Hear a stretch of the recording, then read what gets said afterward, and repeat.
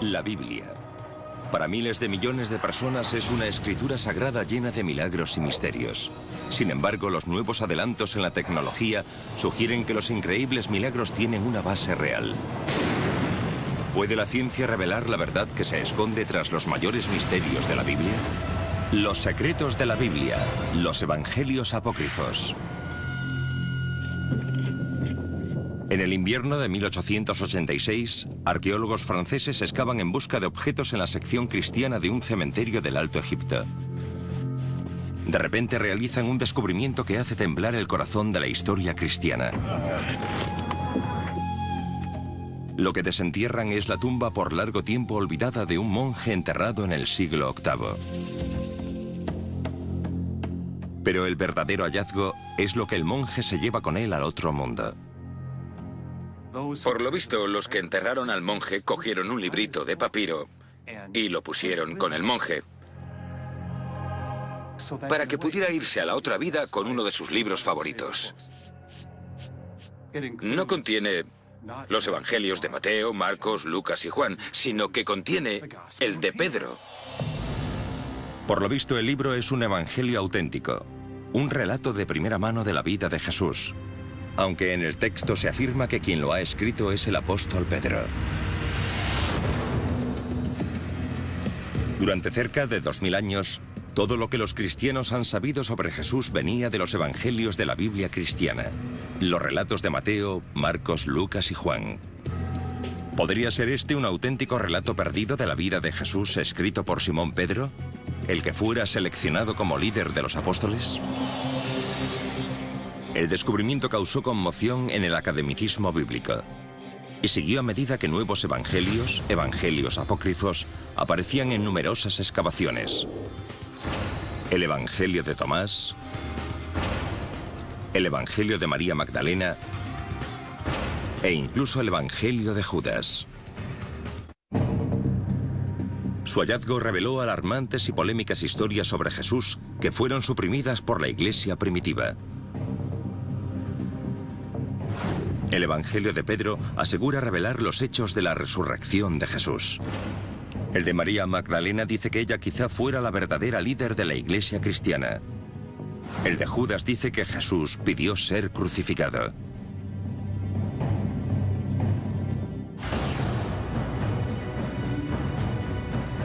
¿Fueron prohibidos estos evangelios, relatos de primera mano sobre la vida y muerte de Jesús?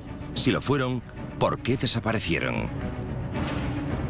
Mediante la aplicación de tecnología punta como el microscopio de electrones, la prueba del carbono 14, la paleografía y los últimos avances en arqueología, los expertos examinarán los evangelios apócrifos para determinar su edad, su origen y si contienen verdades olvidadas de la mayor fe del mundo.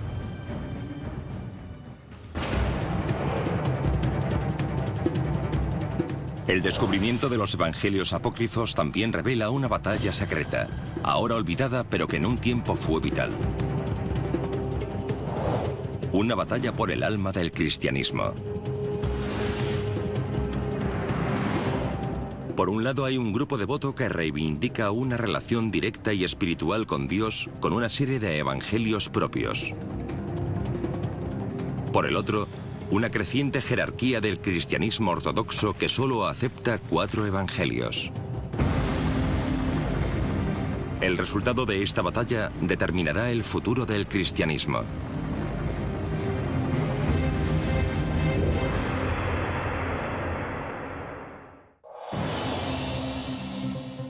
Pero en los albores de la fe, no había ni evangelios ni Biblia cristiana. El cristianismo comienza en torno al año 30 después de Cristo, con un grupo de judíos que siguen las enseñanzas de Jesús de Nazaret. Contamos la historia a través de historias y así nació el movimiento en torno a Jesús. Los que rodeaban a Jesús, los pobres, los marginados, seguramente no supieran leer ni escribir, por lo tanto hacían lo que todos hacían: contar historias. Seguramente las personas hablaban entre ellas. ¿Conoces a Jesús? ¿Qué dijo cuando lo conociste? ¿Estabas cuando pasó caminando por la calle? ¿Recuerdas la historia? Lo que he oído es esto. Pasaron décadas antes de que se escribieran las historias de Jesús. Los estudiosos creen que el primer evangelio, el de Marcos, se escribió en torno al 70 después de Cristo, 40 años después de la muerte de Jesús. Pero este no era el único evangelio. En torno al año 200 después de Cristo no solo había los 4 evangelios, sino que puede que hubiera hasta 50. Con títulos como el Evangelio de Felipe, el de los Hebreos o el Apocalipsis de Pedro. Escritores antiguos mencionaron algunos de estos libros, pero estos evangelios estuvieron desaparecidos hasta fechas recientes. ¿Qué pasó con ellos? ¿Y por qué hoy en día solo hay 4 evangelios? La respuesta no tiene tanto que ver con la fe como con la política. La Biblia no cayó del cielo, sino que fue consensuada por pensadores cristianos que representaban un punto de vista particular. Lo sorprendente es que la Biblia cristiana, tal como la conocemos, no apareció realmente hasta pasados 300 años de la muerte de Jesús. Y el hombre que decidió su contenido tenía unas poderosas prioridades que poco tenían que ver con la religión.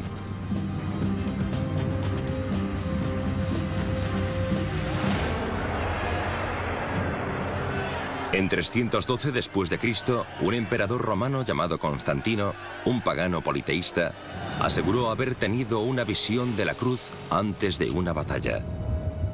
Tras vencer en la misma, se convirtió a la religión cristiana, la cual acabaría convirtiendo en la religión semioficial del Estado. Constantino quería aprovechar esta nueva religión para unificar un imperio romano que se estaba desintegrando. En ese momento el cristianismo era una religión poco organizada, un conjunto de iglesias con diversas creencias y diversas escrituras.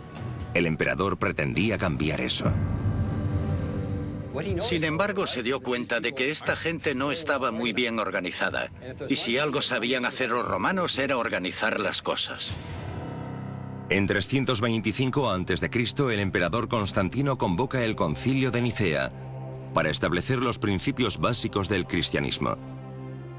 Reúne a los líderes eclesiásticos más poderosos del mundo para debatir la legalización de una religión cristiana formal. Una de las cosas interesantes que quedan claras es que sobre todo le interesa la unidad. Quiere que la religión cristiana aporte al imperio su base ideológica. La meta del Concilio de Constantino era unificar la fe, tanto en lo religioso como en lo político. Tras varias semanas de debate, los diferentes obispos y sacerdotes consensúan un conjunto de principios que unifican todo el cristianismo y colocan la religión bajo el control estricto del emperador. Entonces utilizó su autoridad para decir: bueno, chicos, se acabó. Las cosas cambiaron de forma drástica bajo el mandato de Constantino. Se produce una redefinición de cómo se va a entender a Dios. Dios es ahora el protector del Estado, que busca utilizar la religión para sus propios fines, para unificarlo todo, porque con mucha disensión no se puede gobernar.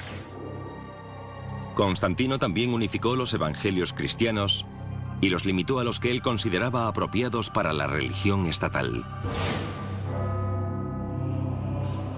Aunque el Concilio de Nicea no estableció oficialmente el contenido de la Biblia cristiana, Constantino dejó claro cuáles eran los evangelios para él aceptables.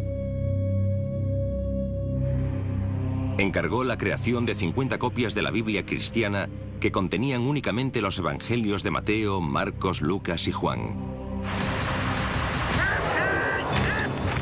¿Qué pasó con los demás evangelios? En 382 después de Cristo, otro concilio eclesiástico prohibió su lectura a los cristianos. Bajo el reinado del emperador Teodosio, todos los demás evangelios fueron considerados heréticos y fueron prohibidos y enterrados. Se arrestó a sus propietarios y en ocasiones se les mató. Había muchos otros textos que muchos cristianos auténticos y creyentes amaban y que debieron de leerse durante mucho tiempo, hasta que salieron los obispos y dijeron: no debéis leer esto, sino que debéis leer esto otro. ¿Qué contenían estos evangelios apócrifos? ¿Qué los hacía tan amenazadores para tener que ser prohibidos o destruidos? Nadie lo supo durante casi 2000 años. Pero el Evangelio de Pedro apareció en el desierto egipcio en 1886. Otros asombrosos descubrimientos tuvieron lugar en el siglo XX. Los Evangelios de Tomás, de María Magdalena y de Judas. Estos evangelios apócrifos ofrecen una visión muy diferente de Jesús. Un enfoque distinto de la espiritualidad. Y una versión perdida del cristianismo que antaño llegó a amenazar la mismísima fundación de la propia fe.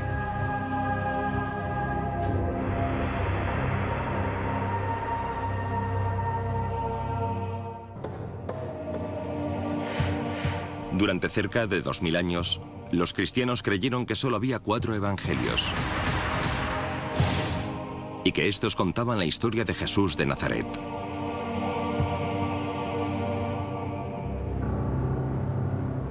En 1886, el Evangelio apócrifo de Pedro fue el primero descubierto en siglos, lo cual sugería la existencia de una historia secreta de escrituras prohibidas.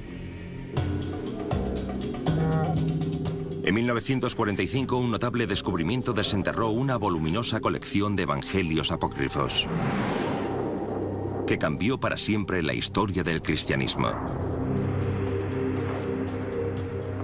En Egipto, cerca de una ciudad llamada Nag Hammadi, un campesino y sus compañeros encontraron una vasija de arcilla sellada, con un valioso contenido de 1800 años.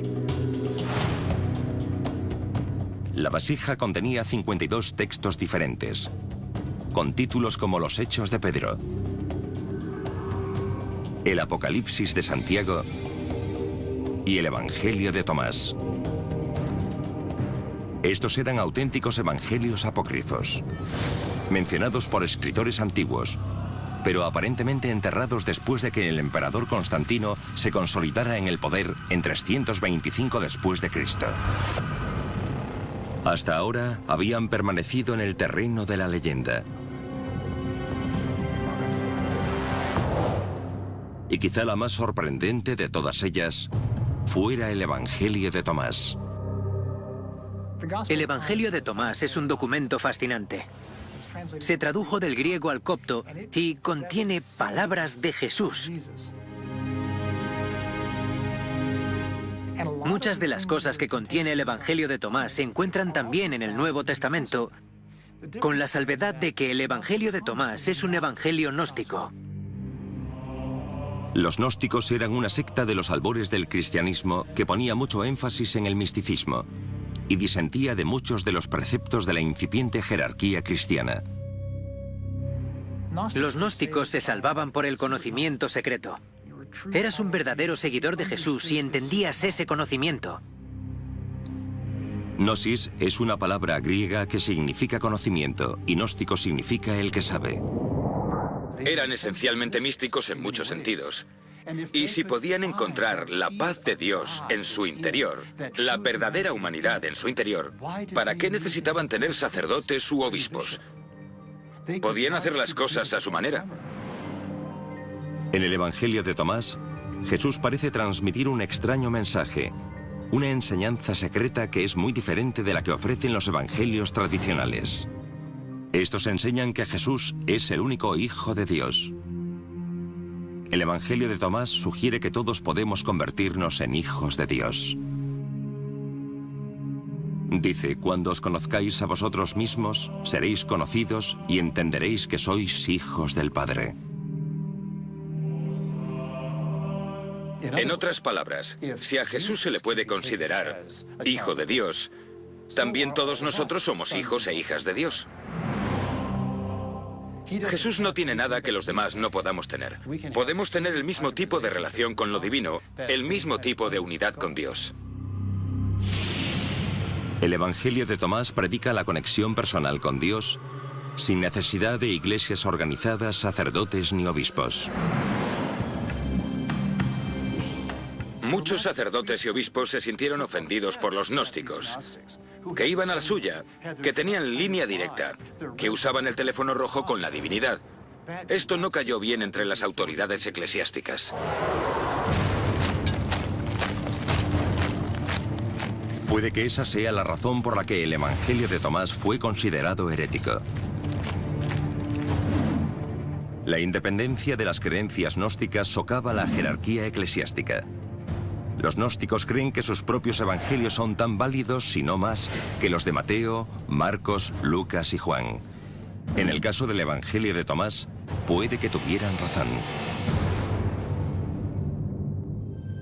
Cuando estos evangelios gnósticos fueron descubiertos en 1945, surgió un problema perturbador. Resultó que el Evangelio apócrifo de Tomás podía ser más antiguo que los de Mateo, Marcos, Lucas y Juan. Hay un debate entre los estudiosos en lo concerniente a la fecha del Evangelio de Tomás. Lo que sí sabemos es que tenemos papiros muy antiguos en griego del Evangelio de Tomás. Y parece que ciertas partes de dicho evangelio son de épocas muy tempranas. De hecho, hay partes que puede que daten de los primeros días de la Iglesia. Muchos estudiosos creen que los 4 evangelios clásicos se escribieron una generación después de la muerte de Jesús, entre 40 y 60 años después de que se produjeran los hechos. Pero el material del Evangelio de Tomás puede ser más antiguo, viendo lo simple de su contenido. La diferencia entre el Evangelio de Tomás y el Nuevo Testamento es que el de Tomás solo contiene las palabras de Jesús. No hay milagros, no hay ninguna historia sobre Jesús. El hecho de que el Evangelio sea solo una colección de las palabras de Jesús puede sugerir que es más antiguo y que los elementos narrativos e históricos de los demás son añadidos posteriores. Si el de Tomás es realmente más antiguo que los 4 clásicos, ¿significa eso que es más fiel al mensaje de Jesús? Y si esto es así, ¿significa eso que la Biblia cristiana está literalmente incompleta? Puede que la respuesta dependa de encontrar la fecha exacta en la que se escribió el Evangelio. El Instituto de Conservación del Museo Smithsonian, o MCI, despliega un equipo de especialistas y científicos para extraer los secretos del antiguo documento. Lo que hacemos es lo que haría un detective. Nuestros científicos examinan el documento con diferentes instrumentos para entender en esencia qué es y de dónde procede.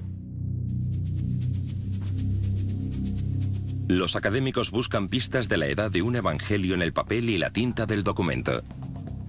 A veces siento que puedo meterme en la cabeza del creador, especialmente porque los conservadores necesitamos desarrollar una especie de visión de rayos X en retrospectiva. Tienes un objeto enfrente que ha llegado hasta aquí en su estado actual y en su condición actual, y tienes que pensar en todas las cosas que le han pasado. Una pista de la antigüedad del papiro puede hallarse en la propia escritura. En la época de Tomás, la mayoría de la población era analfabeta. Tal vez el Evangelio fuera realizado por un escriba profesional. Los investigadores descubren la verdad mediante un conocimiento exhaustivo de los métodos y herramientas de un escriba. Los escribas no son simples escribientes, llevan consigo sus materiales de trabajo, preparan sus tintas en estado sólido y luego van moliéndolas sucesivamente y añadiendo líquido para darles la fluidez necesaria. Es de esperar que haya una cierta variabilidad en el tamaño de las partículas. Y algo muy pero que muy perfecto y muy pero que muy puro y muy uniforme podría ser una señal de que se trata de un material más moderno. Vale, retrocede y sube. Al observar detenidamente el Evangelio de Tomás, se concluye que no era una obra moderna, pero se sigue sin saber la antigüedad exacta del Evangelio. A este se le practicó la prueba del carbono 14. Sus páginas revelaron que la copia databa aproximadamente de entre el siglo IV y V después de Cristo. Las copias más antiguas de Mateo, Marcos, Lucas y Juan son aproximadamente de la misma época. Pero se cree que deben de ser copias de textos mucho más antiguos, ya que hay referencias escritas a ellos que datan de 150 después de Cristo. La antigüedad exacta del Evangelio de Tomás sigue siendo esquiva y polémica. ¿Es más antiguo y más exacto que los de Mateo, Marcos, Lucas y Juan? Hasta que se encuentre una copia más antigua, la pregunta sigue siendo un misterio. Pero sea cual sea la edad del Evangelio, revela una batalla entre 2 sectores dentro del cristianismo. La iglesia tradicional tenía de su lado a Mateo, Marcos, Lucas y Juan. Pero los gnósticos aseguraban contar con el apoyo de la mismísima María Magdalena.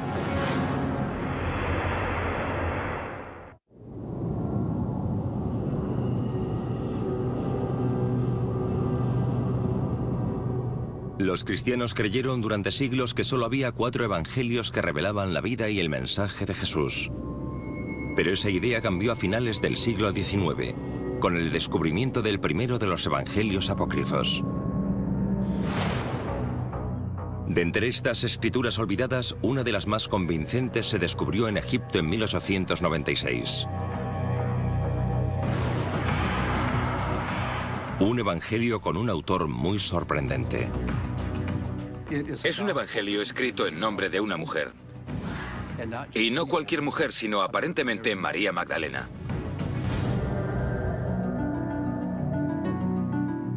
María Magdalena es una discípula muy querida por Jesús. Forma parte de su círculo más cercano.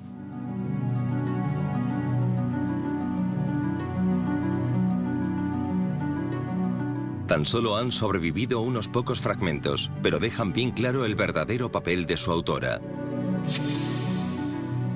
Si el Evangelio de María Magdalena es auténtico, significa que las mujeres fueron tiempo a poderosas líderes de la Iglesia cristiana, y que María Magdalena no fue una prostituta reformada, sino la líder de los apóstoles. En una religión dominada por los hombres durante siglos, significa que el Evangelio más importante se escribió en nombre de una mujer. El Evangelio de María Magdalena detalla las enseñanzas secretas que Jesús le cuenta únicamente a ella. Son secretos sobre la vida, la muerte y el cielo. En este Evangelio, Jesús le revela a María Magdalena ciertas cosas sobre la vida en el más allá expresadas en términos típicamente gnósticos. La vida eterna es descrita en los evangelios clásicos como un paraíso lleno de alegría. Pero en el de María Magdalena, la vida eterna implica un extraño viaje del alma tras la muerte, en el cual la persona muerta encuentra seres angelicales y demoníacos en su camino hacia el cielo. Jesús le revela únicamente a ella este viaje secreto del alma.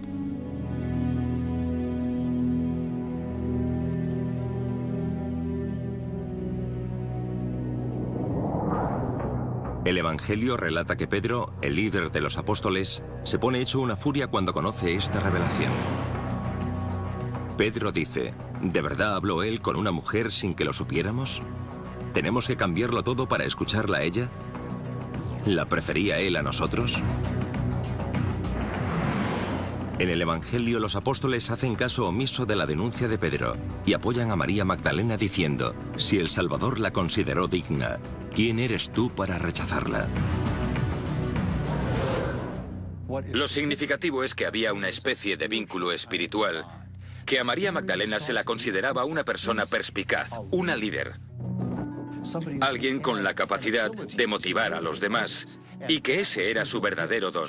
Ella entendía el pensamiento de Jesús y era capaz de comunicarlo.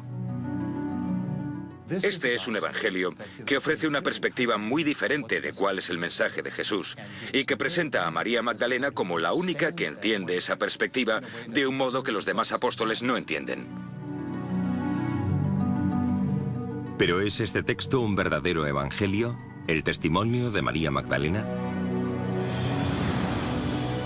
De ser así, podría cambiar la historia del cristianismo y revolucionar el papel de la mujer en la Iglesia cristiana. La clave reside en la antigüedad del Evangelio. ¿Es más antiguo que los 4 evangelios clásicos? ¿Podría haberlo escrito la mismísima María Magdalena?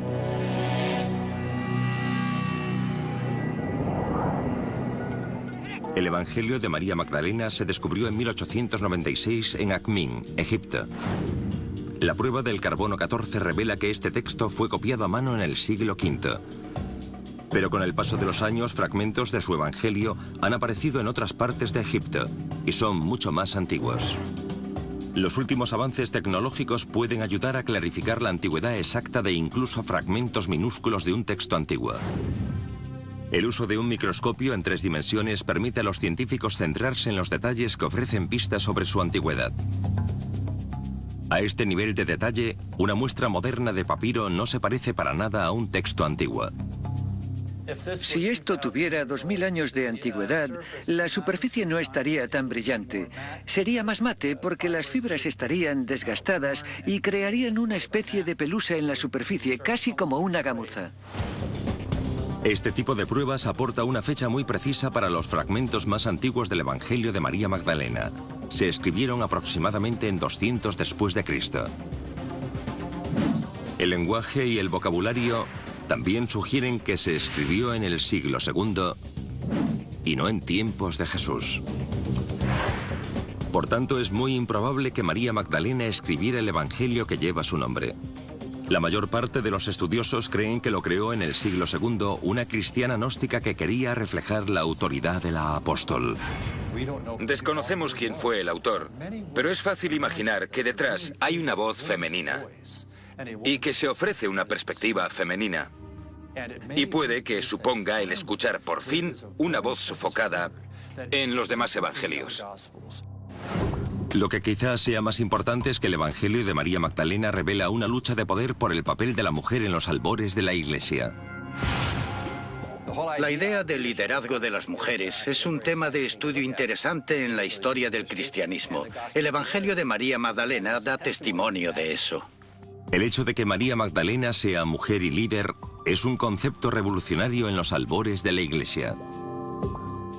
El hecho de que pueda haber un evangelio de María Magdalena indica que es verdad que había gente, como los gnósticos, mucho más abiertos a la inclusión de las mujeres como miembros de pleno derecho de la comunidad. De hecho, algunas de las personas de la emergente Iglesia Ortodoxa se quejaron al respecto. ¿Queréis decir que hay mujeres que administran los sacramentos? ¿Que hay mujeres ordenadas entre los gnósticos? ¡Qué vergüenza! Pero a los gnósticos no les da vergüenza.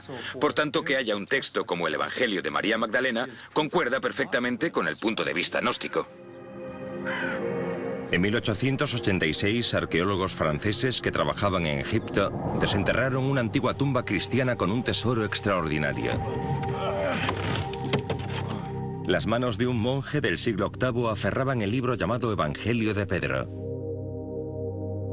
Fue uno de los primeros evangelios apócrifos que se descubrieron. ¿Podría ser un auténtico relato apócrifo de la vida de Jesús escrito por Simón Pedro, el que fuera líder de los apóstoles? De ser así, cambiaría la historia del cristianismo, puesto que el Evangelio de Pedro nos cuenta una versión muy diferente de la vida de Jesús. Lo que tenemos es algo muy valioso y muy emocionante. Es una historia temprana, pero alternativa. En el Evangelio de Pedro, los romanos son sorprendentemente compasivos. Dice que Jesús no sufrió dolor en la cruz. Pero la diferencia más sorprendente es que asegura ofrecer un relato de primera mano de la mismísima resurrección. Es el único evangelio que tenemos que intenta contar la historia de lo que pasó durante la resurrección. Todos los evangelios bíblicos hablan sobre los resultados de la resurrección, que la tumba estaba vacía, pero no intentan contar el momento de la resurrección per se. La narración comienza la tercera mañana tras la muerte de Jesús, mientras soldados romanos vigilan la tumba del Mesías caído. El Evangelio de Pedro dice: la tumba se abrió, y aquellos soldados lo vieron, puesto que estaban montando guardia. Y mientras se estaban explicando lo que habían visto, vieron salir a 3 hombres de la tumba. Cuando salieron había 2 personas sujetando a una tercera, supuestamente Jesús. Entonces se oye una voz profunda que dice: ¿entonces habéis predicado a aquellos que han muerto? La resurrección finaliza con Jesús y las otras 2 figuras elevándose hacia el cielo, mientras los testigos presenciales observan asombrados. El Evangelio termina con una línea asegurando que se trata del relato de primera mano del mismísimo Pedro apóstol. ¿Podría este libro ser obra del principal apóstol, el primer papa? ¿Se escribió en la misma época o antes que los 4 evangelios tradicionales? ¿O es un relato posterior, una falsificación que pretende hacerse pasar por el testimonio de primera mano de Pedro? Las pruebas arqueológicas no están claras. El Evangelio encontrado en 1886 fue fechado en torno a 700 después de Cristo. 7 siglos tras la muerte de Pedro. Hay fragmentos aparecidos en otros yacimientos que datan de 500 después de Cristo. Todavía demasiado tarde para proceder directamente del apóstol. 14. Nos lo pasaremos en grande encajando estas piezas. Gracias a Dios no me toca hacerlo a mí. Escritores de los primeros tiempos del cristianismo mencionan el Evangelio. Un obispo en lo que ahora es Turquía mencionó el libro por su nombre en torno a 190 después de Cristo. Podemos hallar referencias del Evangelio en el siglo II, pero no en tiempos anteriores. Con toda probabilidad se trata de un texto de principios del siglo II. Y la razón por la que pensamos esto es porque utiliza material de los otros 4 evangelios existentes. Las historias en el Evangelio de Pedro son tan parecidas a las de los otros evangelios que parece probable que simplemente se copiaran. Quien fuera que escribió este evangelio en el siglo II aseguró que era obra de Pedro apóstol para darle una autoridad añadida. Esta era una técnica común en el mundo antiguo. Cuando alguien quería comunicar una idea que según su opinión era verdadera o era importante para el movimiento cristiano primitivo, no lo decía con su propia voz, sino con la de alguien cuya autoridad era reconocida por los cristianos. En ese sentido no es un testimonio verdadero, sino una falsificación.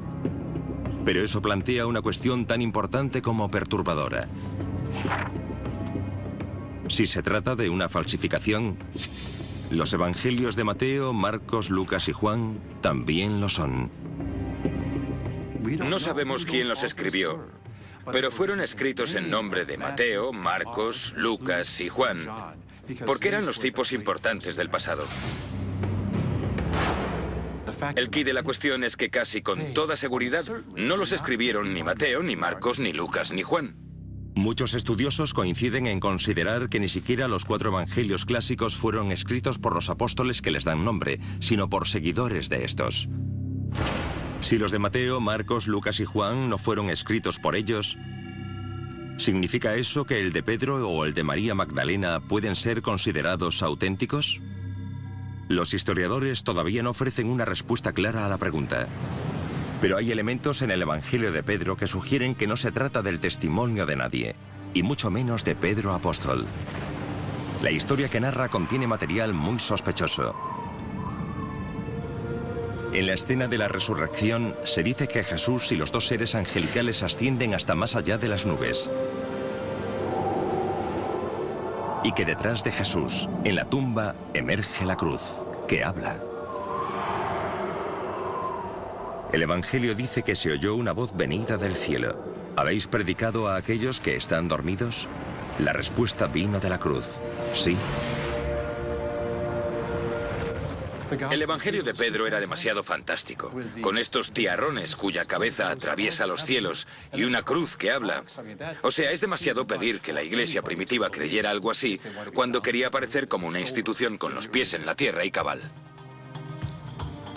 Esa puede ser una razón para que el Evangelio de Pedro no se aceptara como evangelio cuando Constantino convocó el Concilio de Nicea. Aún así, seguía habiendo grupúsculos de cristianos devotos que consideraban este libro sagrado lo suficientemente sagrado como para enterrarlo con un monje en torno a 700 después de Cristo. Me gusta bastante la idea de que haya un monje que se aferra a este texto no solo en vida, sino en el más allá.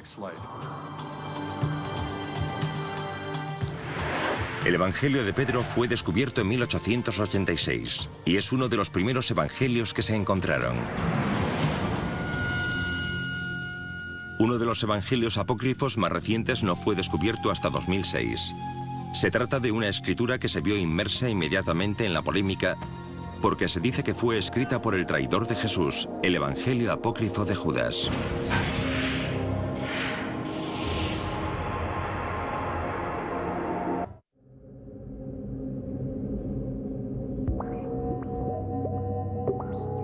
El descubrimiento de los evangelios apócrifos en el siglo XX cambió nuestra manera de entender la historia cristiana. Pero otro descubierto recientemente pone en cuestión los principios básicos de las creencias tradicionales cristianas.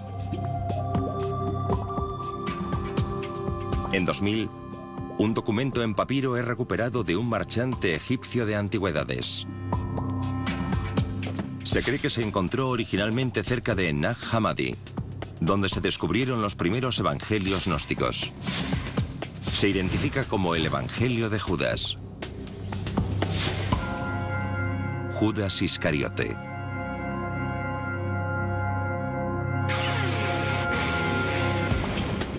Cuando se publicó se le dio mucho bombo a la idea de que Judas era un héroe, que pasaba de ser el traidor de Jesús, como aparece en los evangelios bíblicos, a ser elevado a los cielos porque simplemente ejecutó la voluntad de Dios.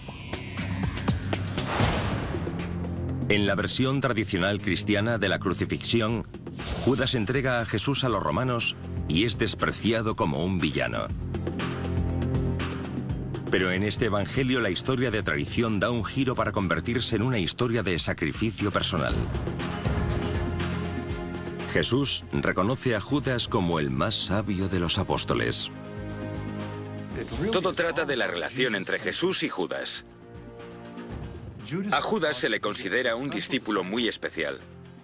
Es él quien recibe la iluminación y el que parece tener una comprensión más perspicaz sobre quién es Jesús. Jesús dice que Judas entregará solo su cuerpo físico a los romanos. Él mismo escapará de la crucifixión y regresará al reino espiritual. Esta es una clara señal de que el Evangelio tiene raíces gnósticas. No creían que Jesús fuera realmente humano. Solo aparentaba serlo, era un espíritu, por así decirlo. Y la idea general del gnosticismo era deshacerse de la túnica, de la ropa, del elemento humano, para poder volver a la forma pura del espíritu. Es una considerable inversión de los términos de los evangelios cristianos clásicos, y fue objeto de polémica desde el momento en que se publicó en 2006.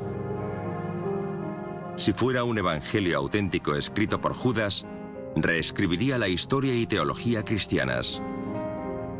Pero muchos académicos creen que solo puede ser una falsificación. La idea de un evangelio de Judas Iscariote es tan provocativa que mucha gente se ha preguntado, ¿podría ser que esto fuera una falsificación?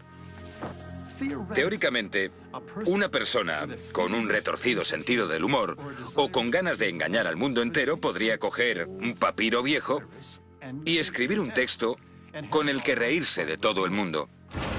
El Evangelio de Judas fue objeto de una investigación que duró semanas. A pesar de su origen poco común, los expertos determinaron que no era una falsificación, aunque no fuera tan antiguo como los evangelios clásicos. Los académicos creen que el Evangelio de Judas se escribió entre 280 y 330 después de Cristo, casi 300 años tras la muerte de Judas. No es claramente un testimonio de primera mano, y se escribió más tarde que los 4 evangelios clásicos, que datan del siglo II. Pero su mera creación pone de relieve el creciente conflicto entre los gnósticos y la Iglesia tradicional en torno a 300 después de Cristo. Uno escribe este evangelio y lo atribuye a Judas porque es un modo de conseguir que la gente cambie su opinión sobre todos los personajes. Se cambian todas las reglas del juego. Se pone todo patas arriba para denostar un poco a los apóstoles y ensalzar de algún modo a Judas. Con eso reconfiguras la comprensión del mundo, porque el evangelio de Judas critica duramente la iglesia surgida de las normas apostólicas.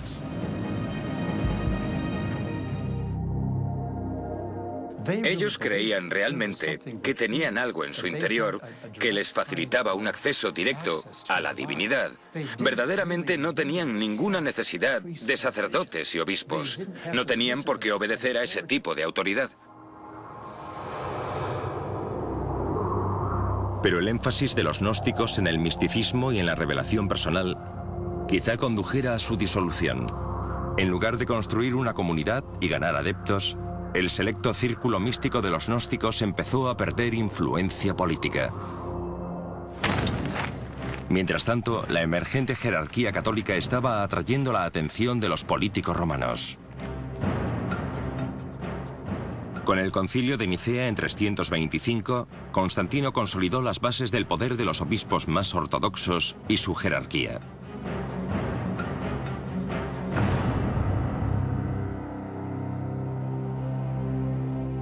Los 4 evangelios de Mateo, Marcos, Lucas y Juan quedaban incluidos.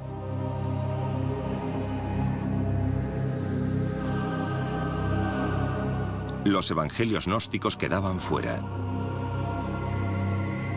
al menos oficialmente. Es importante tener presente que aunque estos otros evangelios no estén en el Nuevo Testamento, la gente los leyó y les tuvo cariño durante mucho tiempo. ¿Pero qué dice esta evolución histórica del Nuevo Testamento acerca de la legitimidad de los evangelios apócrifos? El estudio de los evangelios apócrifos fue fascinante. Nos ayudan a entender las tensiones culturales por las que atravesaba el cristianismo y cómo las enfrentaron. Es bastante fascinante imaginar qué podría haber pasado en Nicea y después de ella si una perspectiva gnóstica hubiera salido victoriosa. Imagino que la motivación para ser seguidor de Jesús habría tenido un componente más místico, más de reflexión interior. Habría sido una iglesia muy diferente, con características diferentes y un cariz más místico. Pero los gnósticos no salieron victoriosos de Nicea. Y en algún sitio de un monasterio del desierto de Egipto, un grupo de monjes gnósticos debieron de preocuparse por el destino de sus amados evangelios. Supongo que amarían este tipo de literatura hasta el fatídico día que el arzobispo Atanasio de Alejandría anunció a todos los monjes que ya era hora de deshacerse de los libros heréticos y empezar a leer los textos bíblicos. Quizá con un gran dolor de corazón los monjes sacaran estos valiosos libros de la biblioteca de Nag Hammadi, pero no podían destruirlos. Por tanto, los escondieron en una vasija en la que se preservarían para siempre o casi para siempre, al menos hasta que conseguimos encontrarlos en nuestra época y volverlos a leer. Durante milenios, la Santa Biblia con los 4 evangelios del Nuevo Testamento se ha esgrimido como la verdadera historia de Jesús. Algunos piensan que los evangelios apócrifos revelan el camino que no tomó el cristianismo. Otros creen que ese camino no se tomó por un motivo. Se dice que a veces la historia la escriben los vencedores. Y la idea es que ahora pueden hablar los perdedores. Es valioso escuchar a los perdedores, pero también hay que decir que a veces los vencedores merecen vencer. Siglos después de que fueran enterrados en la arena del desierto, los evangelios apócrifos siguen levantando polémica. Quizás este hecho sea un testimonio del poder de la palabra escrita para la transmisión de la fe, la esperanza y el misterio a lo largo de los siglos y en todo el mundo.